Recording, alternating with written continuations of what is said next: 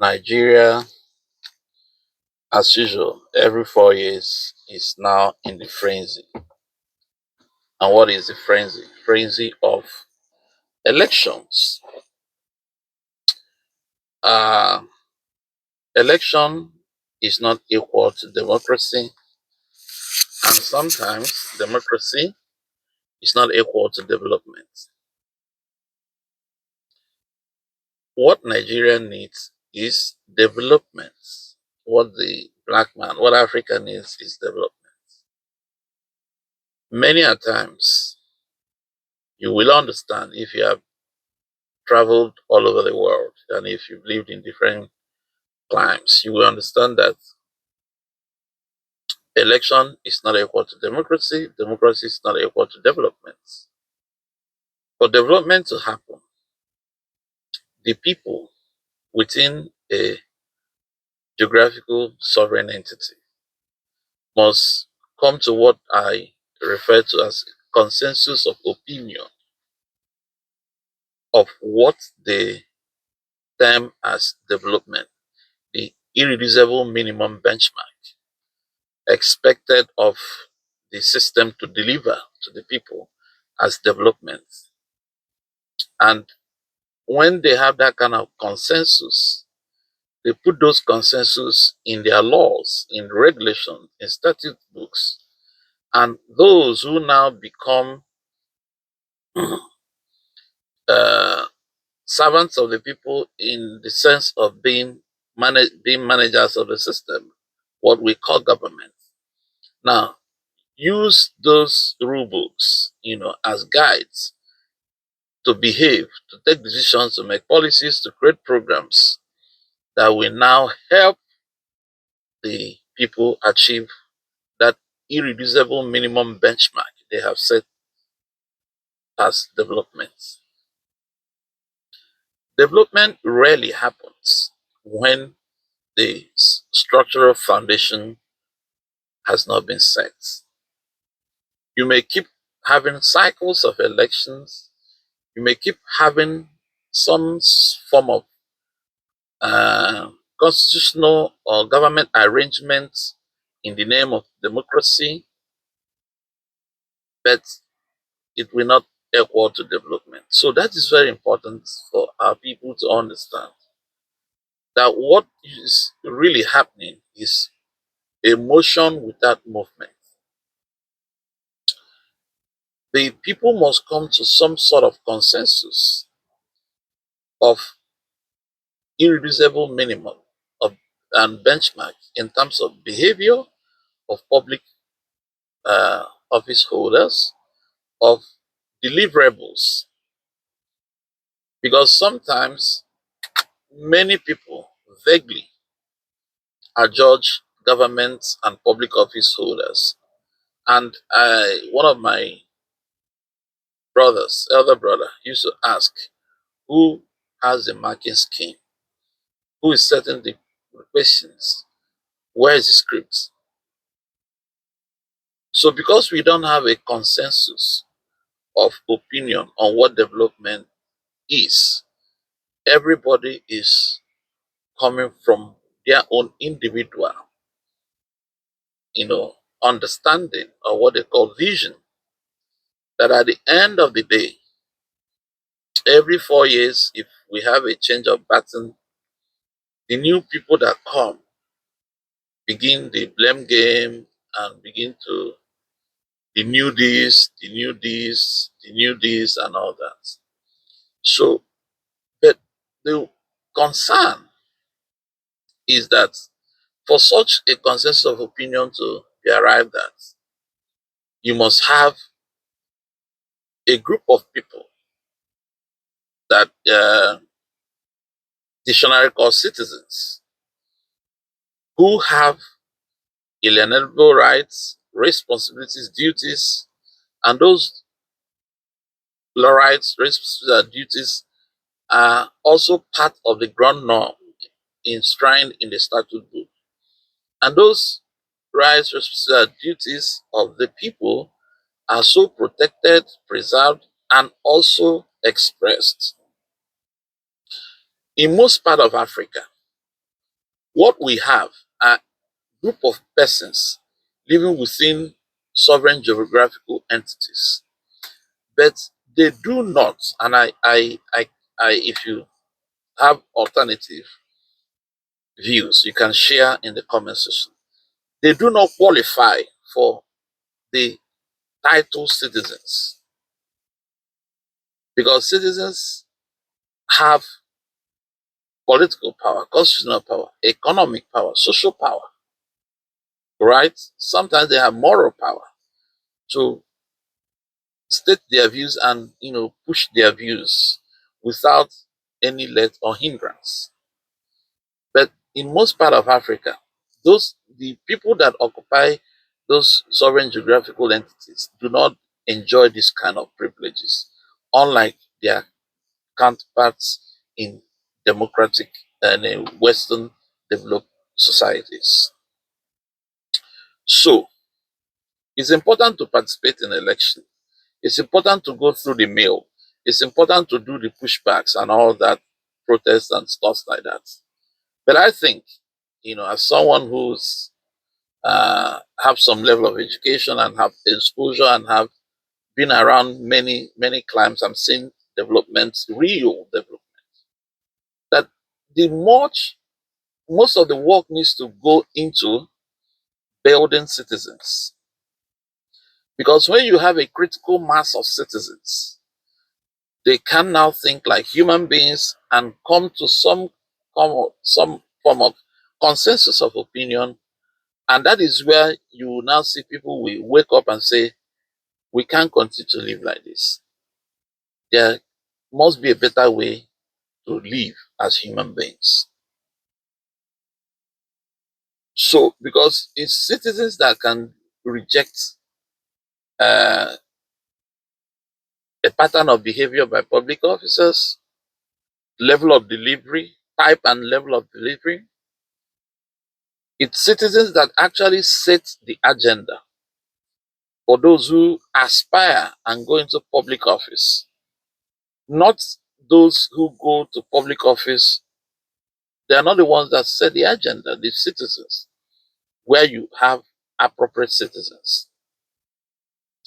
So it looks like most times in most of Africa, we put the cart before the horse instead of the horse pulling the cart. So it's something that Africa needs to think about.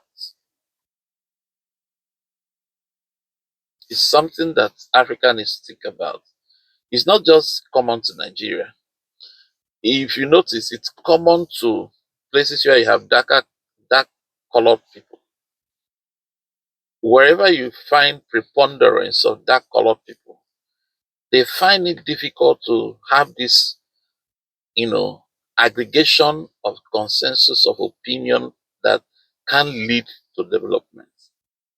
You know, it's very important. Development favors everyone. Development, I dare say, I I've I used to travel before I started living in the West, but it's when I started residing in the West that it dawned on me what really how to structure and build the development. Yeah, we read it in books. Back we went to the university, we were very bright students. We study and all those things. We read all those economic theories, we political philosophies and stuff like that. We were very brilliant students, right? So, but the point is, uh, one of my big guys in one of the FDIs that I work with says proof of concepts. When you see this mainstreamed from citizen to institution, and you have strong institutions that moderate the activities and actions of everyone, both the led and the leaders, you see development becomes institutional, becomes permanent, becomes progressive. That even when they eventually get a bad leader that they do sometimes, that bad leader cannot alter the trajectory of development.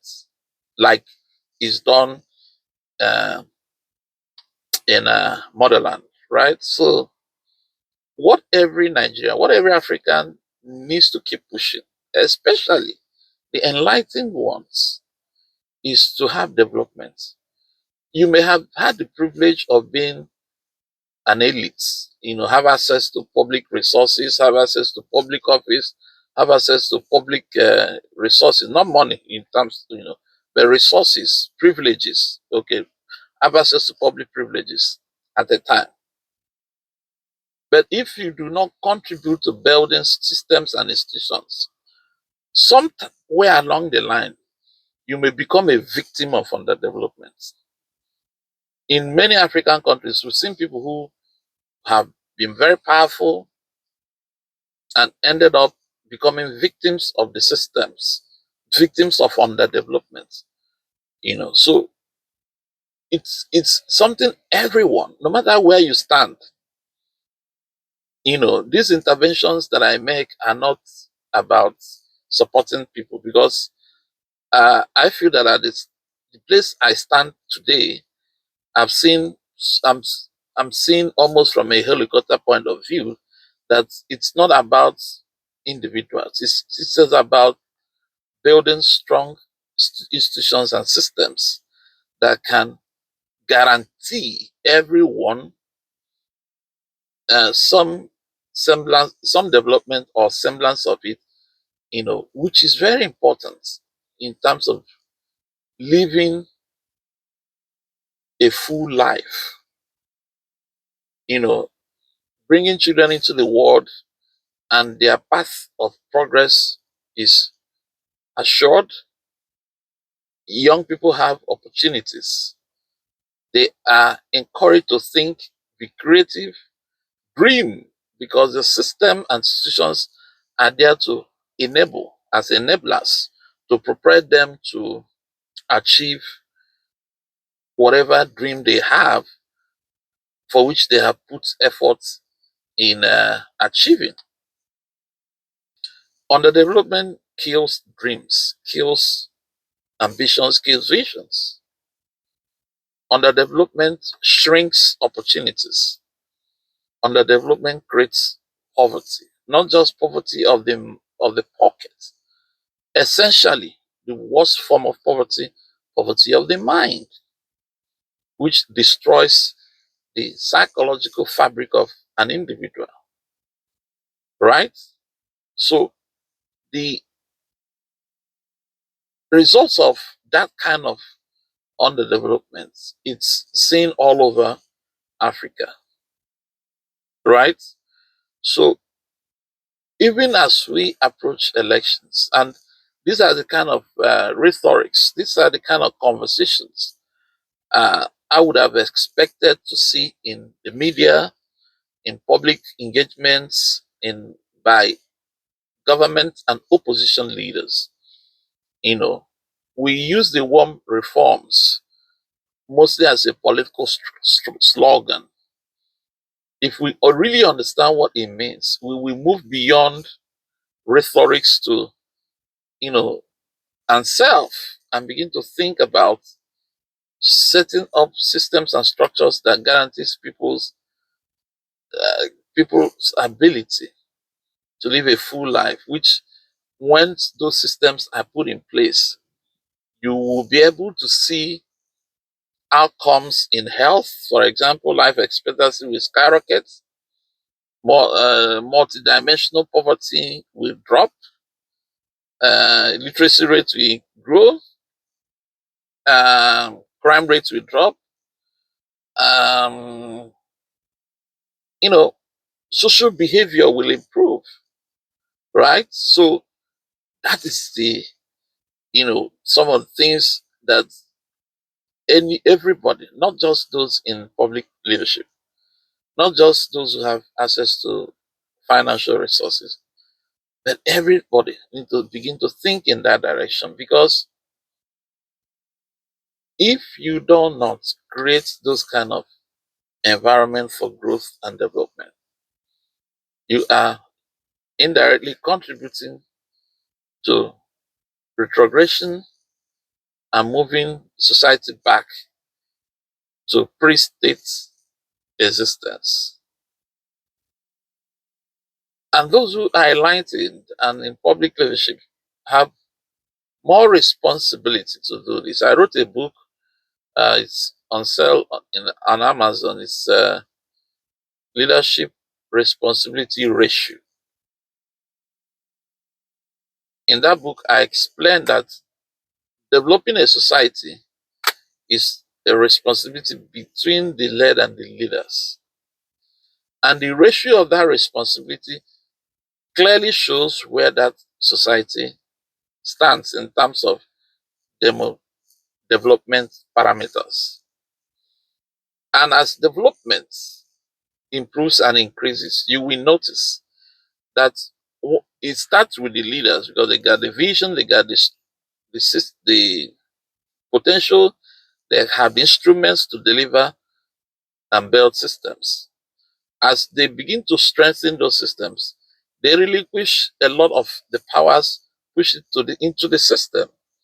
And the system, as the system is strengthened, the system begins to empower the people. So over time, you now find out that where you have a very developed society, the power is with the people who have now become citizens. The system is the moderator, and the system is impersonal. The system doesn't know any face or any name or recognize any human being. The system, is just impersonal, impartial, unbiased. So whoever falls outside the system bears the consequences of falling outside the system. When you fall within the system, you also reap the consequences, which is positive. If you fall out, you get a negative consequence. So in that book, I try to explain these concepts because I've seen it. I've been to places all over the world in well-developed societies. I've been in the institutions. I've seen that responsibility ratio is very important. If you understand it, if you read that book, you will see the argument about how Western societies developed. So I call on everyone to think about these thoughts. Share your views. Let me know what you think. Where I started, election is not equal to democracy. Democracy is not equal to development. What we need is development. And for development to happen, we must come to some sort of consensus of opinion of irreducible minimum benchmark of what to expect from everybody